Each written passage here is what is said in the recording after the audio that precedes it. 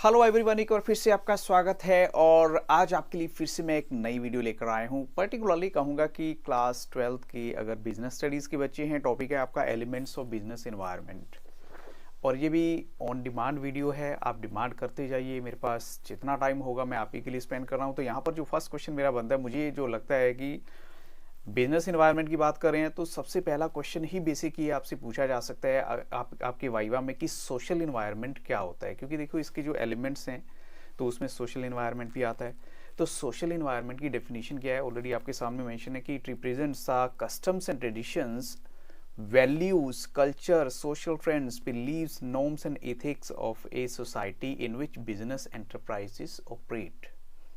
हर चीज जो सोसाइटी के अकॉर्डिंग हो सकती है, जिसमें बिजनेस को एक मतलब चलाना भी है, रहना भी है आपने, वो हम कहेंगे इसका टोटल ही सोशल इन्वायरमेंट होता है। और जैसे इसमें यहाँ पर जो है ना, जैसे ट्रेडिशंस का नाम दे दिया। अब ट्रेडिशंस क्या होती हैं, तो डिफाइन सोशल प्रैक्टिस, यानी ट्रेडिशन जो होती हैं वो सोशल प्रैक्टिसेस को डिफाइन करती हैं that have lasted for decades और इवन सेंचुरीज, जो काफ़ी टाइम से आप फॉलो करते जा रहे हो। हम कहते हैं ना कि ये हमारी ट्रेडिशन है, हम ऐसा करते हैं, हम वैसा करते हैं।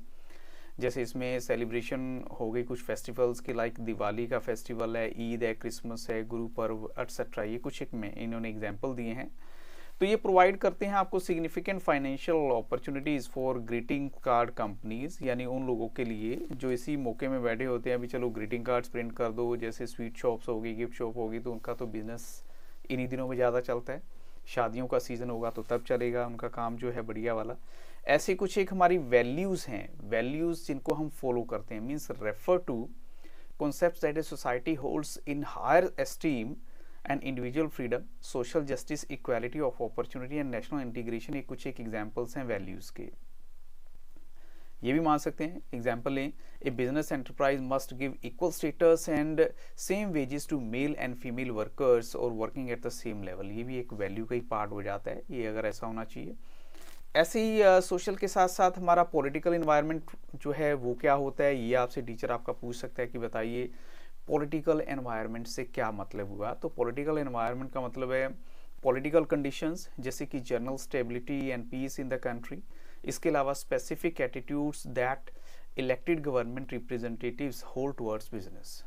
वो लोग क्या सोचते हैं बिजनेस के बारे में, वो बहुत इंपॉर्टेंट है।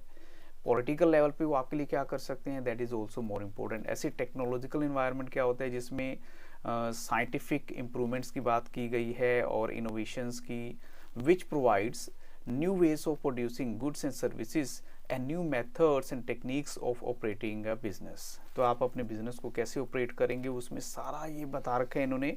ये सारी की सारी आती हैं हमारी टेक्नोलॉजिकल इन्वायरमेंट में। अब ये तो थे कुछ बेसिक क्वेश्चंस। अब ट्रिकी क्वेश्चंस भी हो सकते हैं, जैसे आपसे भी एग्जांपल पूछा जा सकता है कि जो एक ऊटी है या कोई भी एनी हिल स्टेशन है, वहाँ पर आपने सिंगल यूज़ प्लास्टिक जो है यानी बैन कर दिया है, एंड ये आपको जो है किस तरह का इम्पैक्ट डालेगी वो आपने बताना है। तो which environment is highlighted in the given statement. Single use plastic पे बैन है तो किस इन्वायरमेंट की बात होगी, तो ऑफकोर्स हम कहेंगे लीगल इन्वायरमेंट की बात हो गई। ऐसी जो लिकर बॉटल्स हैं, to carry a statutory warning, उस पर लिखा होता है कि इसकी जो कंजम्पशन है वो आपकी हेल्थ के लिए ख़राब है, अच्छी नहीं है, तो ये किस इन्वायरमेंट से हो गई, ये भी लीगल इन्वायरमेंट से रिलेटेड हो गई। ऐसी जो रिडक्शन इन टैक्स रेट्स है and lifting of unnecessary control over the economy is a part of. अब जैसे आपने टैक्सेस को कम कर दिया, ये तो सिंपल सा टॉपिक है। आपने आप चाहते हैं कि आपकी जो इकोनॉमी बेटर हो, उसके लिए आप टैक्सेस को कम कर रहे हैं, तो इसका मतलब लिबरलाइजेशन का पार्ट हो गया ये। ऐसी इंट्रोडक्शन ऑफ जीएसटी हो गई, और इसका जो impact on business enterprise is a part of, ये जीएसटी को इंट्रोड्यूस करना है, that is a part of economic environment. Beti Bachao Beti Padhao योजना started by the government of India, ये किस चीज़ का पार्ट हो सकती है, किस इन्वायरमेंट का पार्ट हो सकती है, तो पॉलिटिकल इन्वायरमेंट का पार्ट है ये। और जो conditions in business environment keeps on changing, which characteristics of business environment is being highlighted, तो ये कौन सी है। हम कहते हैं कि बिजनेस कभी भी स्टेबल नहीं रहता, उसकी जो कंडीशंस कभी भी स्टेबल नहीं रहती, तो ये कौन सा कैरेक्टरिस्टिक्स है बिजनेस की, शो करता है डायनेमिक, उसका नेचर जो है। और which component of business environment was directly affected by demonetization. अब बिजनेस के लिए सबसे ज़्यादा जरूरी क्या होती है, पैसा होता है। तो डीमोनेटाइजेशन हुआ तो उसका इफेक्ट किस इन्वायरमेंट पे हुआ, बिजनेस के इकोनॉमिक इन्वायरमेंट पे हुआ। ऐसे increase in the use of mobile phones and iPods instead of pages and radio refers to an example of key components. अब देखो जब हम पेपर के ऊपर हम कह रहे हैं अभी आप मोबाइल फ़ोन यूज़ कीजिए, आईपोड्स यूज़ कीजिए, तो ये कौन सा इन्वायरमेंट हो जाता है, ऑफ कोर्स ये हमारा हो जाता है टेक्नोलॉजिकल इन्वायरमेंट। तो अब आप एक बात बताइए कि मैं आपको ये जल्दी जल्दी क्वेश्चन इसलिए बता रहा हूँ, कम टाइम में मुझे होता है कि मैक्सिमम क्वेश्चंस आपके साथ डिस्कस किए जा सकें, तो साइड बाय साइड आपको थोड़ा सा आंसर इसलिए दे रहा हूँ ताकि आप आराम से बाद में उनको पढ़ भी सकें। ऐसी जो बिजनेस इन्वायरमेंट है उसमें दोनों ही इंक्लूड होते हैं, स्पेसिफिक एंड जनरल फोर्सेस। अब ये क्वेश्चन बहुत इंपॉर्टेंट है। तो 4 स्पेसिफिक फोर्सेस बताइए। तो 4 स्पेसिफिक फोर्सेस में आ जाएगा suppliers, investors, customers and competitors. ऐसी जो नेक्स्ट हमारा है वो आ जाता है बिजनेस इन्वायरमेंट में होती तो हैं दोनों ही फोर्सेस होती हैं, स्पेसिफिक और जनरल भी। तो अब जनरल फोर्सेस बताइए। जनरल फोर्सेस आती हैं आपके इकोनॉमिक इन्वायरमेंट है, सोशल इन्वायरमेंट और पॉलिटिकल और लीगल इन्वायरमेंट, ये उसी कैटेगरी के। अब नेक्स्ट है बिजनेस इन्वायरमेंट का मतलब क्या होता है। तो बिजनेस इन्वायरमेंट क्या है, sum total of all the individuals, institutions and other forces जो outside the control of the business enterprise हैं, but they affect its functioning, लेकिन इसकी फंक्शनिंग को कहीं ना कहीं इफेक्ट तो करती हैं। अच्छा, बिजनेस इन्वायरमेंट को हमेशा हम कहते हैं डायनेमिक है। ऐसा क्यों? क्योंकि ये कीप्स ऑन चेंजिंग, हमेशा चेंज होता रहता है। ऐसी why is it said that business environment complex. Complex इसलिए क्योंकि इसको समझ पाना बड़ा मुश्किल है, यानी बिकॉज बिजनेस जो है ना कॉम्प्लेक्स कंसिस्ट, यानी जो है ना ये थोड़ा सा बिजनेस इन्वायरमेंट है थोड़ा सा complex, many interdependent and interrelated factor and it is difficult to foresee its influence on business firm.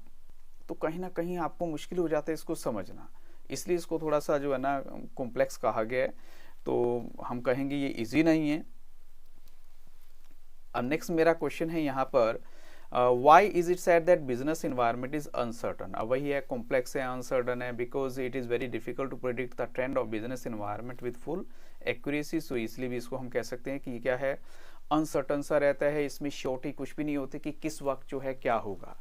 अब ये क्वेश्चंस जो मैंने आपको एक पहले वीडियो दी है उससे थोड़ा सा अपडेटेड किए हुए क्वेश्चंस के साथ है, तो इनका नंबर ऑफ क्वेश्चंस भी ज़्यादा है और थोड़ा सा मैंने स्पीड में इसलिए दिया है ताकि आपको ज़्यादा से ज़्यादा क्वेश्चन डिस्कस किए जा सकें।